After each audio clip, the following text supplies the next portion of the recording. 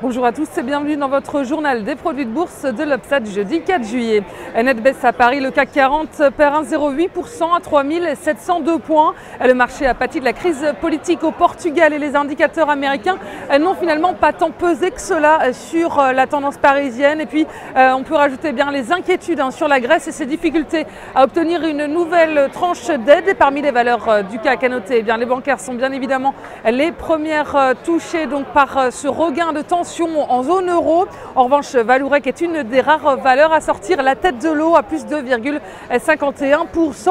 Et à Wall Street, la séance termine dans le vert, une séance écourtée en raison de la fête nationale américaine. Et puis, à la veille du jour férié du 4 juillet, les marchés étaient stressés. Donc, Wall Street a démarré la séance en baisse et la tendance est restée hésitante, et ce malgré des bons chiffres dans le secteur de l'emploi américain. Le nombre d'embauches dans le privé à plus 188 000 emplois ressort supérieur aux attentes sur le mois de juin. Les inscriptions hebdomadaires au chômage sont en recul en revanche sur la fin du mois de juin. Et c'est évidemment un signal positif avant les chiffres mensuels de l'emploi américain à paraître demain. Mais plusieurs statistiques mitigées ont freiné la tendance. L'activité dans le service a reculé aux États-Unis sur le mois de juin. Le déficit commercial a baissé plus qu'attendu, sans compter que les investisseurs, on le disait, s'inquiètent du regain de tension en zone euro.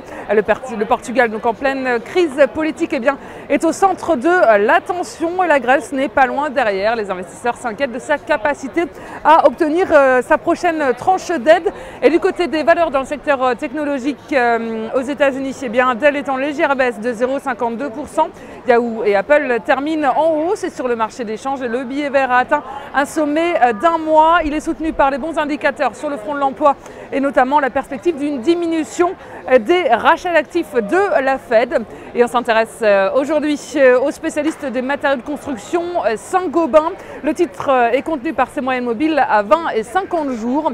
Et la moyenne mobile à 20 jours croise la baisse à 50 jours et renforce le sentiment négatif. De son côté, le RSI s'inscrit en dessous de sa ligne de signal, et la formation d'une nouvelle jambe de repli est ainsi attendue sur le titre avec les 27 € comme première cible, et l'enfoncement de ce niveau amènera le titre sur les 25,90 € avec une invalidation au-dessus des 32 €.